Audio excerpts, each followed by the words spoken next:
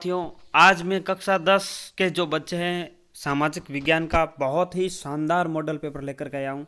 दोस्तों, जल्दी से इस जो वीडियो को है आप कक्षा 10 के जितने भी आपके परिवार में, रिश्तेदार में, अपने जितने भी बच्चे तैयारी करते हैं उन तक इस वीडियो को आपसे हाथ जोड़कर विनती है कि इस वीडियो को आप ज़रूर उन तक पहुँचाएँ। बहुत ही शानदार, अगर 70+ नंबर लाने हैं तो प्लीज़ इस वीडियो को आप ज़रूर देखें। बहुत ही अच्छे अच्छे सवाल इसमें है और ज़रूर अपनी गारंटी है कि बहुत ही लाभदायक जो सिद्ध होने वाला है ये पेपर। तो कक्षा 10 राजस्थान बोर्ड के लिए जो वायरल पेपर है वो मैंने खुद ने तैयार किया है। चलो दोस्तों, शुरू करते हैं आज के प्रश्नों का सिलसिला। कक्षा 10 सामाजिक विज्ञान का यह बहुत ही शानदार मॉडल पेपर आपके सामने मैं लेकर आया हूँ, भंवर सिंह राठौड़। देखिए, इस चैनल पर पहली बार कोई पेपर मैंने तैयार करके बच्चों की हेल्प की है, तो इस हेल्प को आप आगे बढ़ाएं, बच्चों तक शेयर करें। माध्यमिक शिक्षा बोर्ड परीक्षा 2020 कक्षा 10 पूर्णांक 80 नंबर का ये सवाल है। खंड ए की हम बात करें तो पहला सवाल है दोस्तों, ये सामाजिक विज्ञान का पेपर है, आपको दिखाई दे रहा है। पहला सवाल है, मेगस्थनीज कौन था? मेगस्थनीज कौन था? प्रश्न नंबर 2 है, तुगलक वंश की स्थापना कब तथा किसने की? बहुत ही अच्छा सवाल है दोस्तों कि तुगलक वंश जो था उसकी स्थापना कब हुई थी और किसने की थी। प्रश्न नंबर 3 देखिए, लोकतंत्र के परंपरागत उदारवादी सिद्धांत के प्रमुख 2 विचारकों के नाम लिखिए। आपको उन विचारकों के नाम लिखनी है जो लोकतंत्र के परंपरागत उदारवादी सिद्धांत की जो रचना है वो करते हैं, उनके 2 नाम लिखने हैं। प्रश्न नंबर 4 बहुत ही बेहतर सवाल है कि जहाज निर्माण व मरम्मत की सुविधा किस बंदरगाह पर उपलब्ध है? भारत के उस बंदरगाह का नाम बताना है दोस्तों जहां जहाज़ों का निर्माण भी होता है और कोई टूट फूट या मरम्मत का अगर जो काम होता है वो भी उस बंदरगाह पर होता है। प्रश्न नंबर 5 है दोस्तों, मानव सूचकांक से क्या अभिप्राय है? मानव सूचकांक HDI से क्या अभिप्राय है? प्रश्न नंबर 6 है दोस्तों, नियोजन के प्रमुख 3 घटक कौन कौन से हैं? नियोजन जो होते हैं उसके 3 घटकों के नाम बताने हैं। ये तो हो गई प्रश्न नंबर 6। प्रश्न नंबर 7 देखिए, सर्वप्रथम औद्योगिक क्रांति किस क्षेत्र में हुई थी? आपको बताना है कि औद्योगिक क्रांति की शुरुआत है वो सबसे पहले किस क्षेत्र से हुई है। प्रश्न नंबर 8 है, बहुत ही अच्छा सवाल है और बोर्ड की एग्ज़ाम की दृष्टि से 100% ऐसे सवाल पूछे जाते हैं कि राज्यसभा, ये राज्यसभा लिख दिया है बाय मिस्टेकली, प्रिंट थोड़ा है जो गलत हो गया, ये राज्यसभा है, राज्यसभा नहीं है, आई एम सॉरी। राज्यसभा का पदेन सभापति कौन होता है? राज्यसभा का पदेन सभापति कौन होता है? प्रश्न नंबर 9 बहुत ही अच्छा सवाल है, मिट्टी से निर्मित बांध कौन सा है? देखो, बांधों का निर्माण हमने पढ़ा है, बांध खूब सारे आपके सिलेबस में हैं, लेकिन एक स्पेशल बात है कि मिट्टी से बना हुआ जो बांध है वो कौन सा, उसका नाम आपको लिखना है दोस्तों, बताना है। प्रश्न नंबर 10, इलाहाबाद प्रशस्ति के लेखक कौन थे? इलाहाबाद जो प्रशस्ति पत्र था उसके लेखक कौन थे और वह किस शासक के जो दरबारी कवि रहे थे? तो आपको नाम बताना है। एक तो जो इलाहाबाद प्रशस्ति है उसके लेखक कौन हैं और वह लेखक जो थे वो किस शासक के दरबारी कवि थे। ये तो बात होगी दोस्तों एक एक नंबर के जो सवाल अपने आप जो आते हैं उनकी। अब हम बात करते हैं खंड ब की।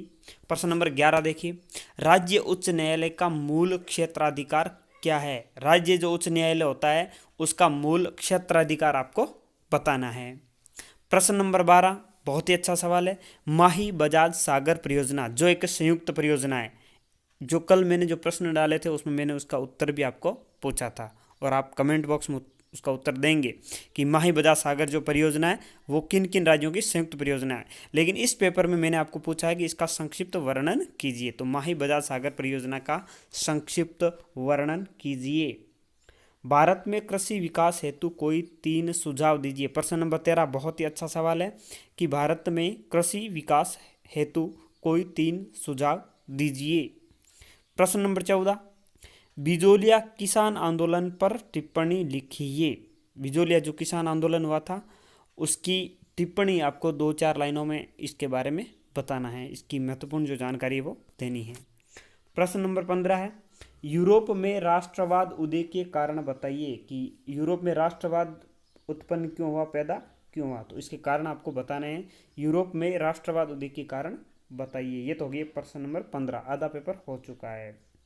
प्रश्न नंबर 16 देखिए, अब्रक खनिज की किस श्रेणी में आता है? आपको बताना है कि अब्रक जो होता है वो मेटल्स की कौन सी कैटेगरी होती है और राजस्थान में यह कहाँ कहाँ पाया जाता है। तो आपको एक तो अब्रक की श्रेणी का नाम बताना है और राजस्थान में इसकी उपलब्धता किन किन क्षेत्रों में है, कहाँ कहाँ से ये निकाला जाता है। प्रश्न नंबर 17 बहुत ही अच्छा सवाल है कि सड़क दुर्घटना में मृत्यु होने पर कौन सी धारा लागू होती है? रोड एक्सीडेंट जो होता है उसमें जब मृत्यु हो जाती है, डेथ हो जाती है, तो वहाँ कौन सी धारा लागू होती है, कौन सी धारा का केस बनता है? और तथा क्या बाईं तरफ यू टर्न लिया जा सकता है? सड़क में जो हम यू टर्न लेते हैं वो बाईं तरफ ले सकते हैं या नहीं ले सकते हैं, कारण बताना है। प्रश्न नंबर 18 बहुत ही अच्छा सवाल है, स्वच्छ भारत अभियान क्लीन इंडिया मिशन कब प्रारंभ हुआ तथा इसके उद्देश्य बताइए। आपको स्वच्छ भारत अभियान की शुरुआत कब हुई ये बतानी है, कहाँ से हुई ये भी बता देना, और इसके उद्देश्य बताने की इसके क्या क्या उद्देश्य हैं। प्रश्न नंबर 19 बहुत ही इंपॉर्टेंट सवाल है कि अशोक के धर्म का सार लिखिए। अशोक का जो धर्म है उसका सार आपको अपने शब्दों में लिखना है। प्रश्न नंबर 20 बेहद रोचक सवाल है, ये बहुत ही महत्वपूर्ण है एग्जाम की दृष्टि से, कि जर्मनी के एकीकरण में बिस्मार्क का योगदान बताइए। जर्मनी का जो एकीकरण हुआ था उसमें बिस्मार्क का या क्या योगदान था वो आपको बताना है। प्रश्न नंबर 21 लोकतंत्र के परंपरागत उदारवादी सिद्धांत का वर्णन कीजिए। पहला जो प्रश्न था उसमें मैंने विचारकों के नाम पूछे हैं, अब की बार जो है वो आपको उस सिद्धांत का जो वर्णन है वो पूछा गया है। तो लोकतंत्र के परंपरागत उदारवादी सिद्धांत का वर्णन कीजिए। प्रश्न नंबर 22 देखिए, वस्त्र उद्योग में औद्योगिक क्रांति के समय क्या क्या आविष्कार हुए? वस्त्र उद्योग में जब औद्योगिक क्रांति आई तो उसमें किन किन चीज़ों का है जो आविष्कार हुए, नई चीज़ें हैं वो निकलकर सामने आई, तो उसके बारे में आपको बताना है। नेक्स्ट देखिए, प्रश्न नंबर 23 मुहम्मद तुगलक की प्रमुख 5 योजनाओं के नाम लिखते हुए उनका वर्णन करना है। मुहम्मद बिन जो तुगलक था उसकी 5 योजनाओं के नाम और उनका थोड़ा थोड़ा वर्णन आपको करना है।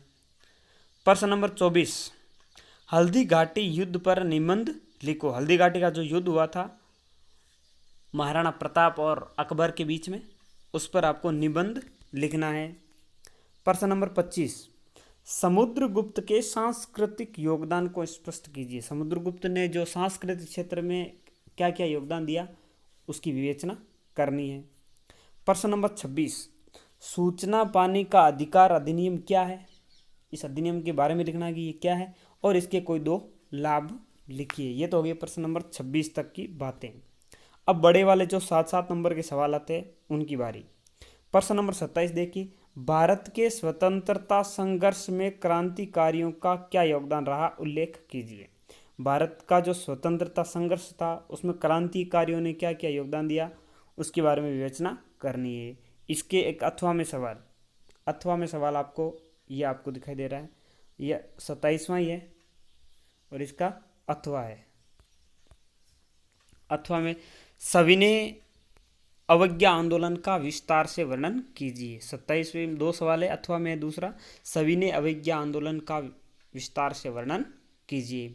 प्रश्न नंबर 28 है, मंत्रिमंडल के गठन व उसकी शक्तियों की विवेचना कीजिए। एक तो मंत्रिमंडल का गठन किस प्रकार होता है और उनको कौन कौन सी शक्तियां प्रदान की गई है उसकी विवेचना करनी है। इसी के अथवा में दे रखा है दोस्तों राष्ट्रपति की आपातकालीन शक्तियों का वर्णन। तो 1-2 सवाल है मंत्रिमंडल का गठन शक्तियां और अथवा में दे दी उसकी राष्ट्रपति की आपातकालीन शक्तियां उनका वर्णन। प्रश्न नंबर 29 राज्य प्रशासन में मुख्यमंत्री की भूमिका को समझाइए। राज्य प्रशासन जो होता है उसमें मुख्यमंत्री की क्या भूमिका होती है, उसका क्या रोल होता है। और इसी के अथवा में आपको दे रखा है कि राज्यपाल की नियुक्ति और उसकी शक्तियों की विवेचना कीजिए। तो एक मुख्यमंत्री से रिलेटिव है और दूसरा जो है वो राज्यपाल से। आज का अंतिम सवाल, इस पेपर का अंतिम सवाल है, भारत के रेखा मानचित्र पर अंकित कीजिए। आपको मानचित्र भरना है, उसमें पहला ऑप्शन है सूरत गुजरात में है, गोवा। चावल उत्पादक क्षेत्र वो दर्शाने हैं भारत के मैप में। फिर जयपुर जो राजस्थान में, और फिर Mumbai. Thank you for watching. दोस्तों, आपको वीडियो कैसा लगा? प्लीज़ कक्षा 10 के जितने भी विद्यार्थी हैं उन तक जो ये पेपर है आप ज़रूर पहुंचाएं। वीडियो को ज़्यादा से ज़्यादा लाइक करें, शेयर करें और कमेंट ज़रूर करें। जय हिंद, जय भारत।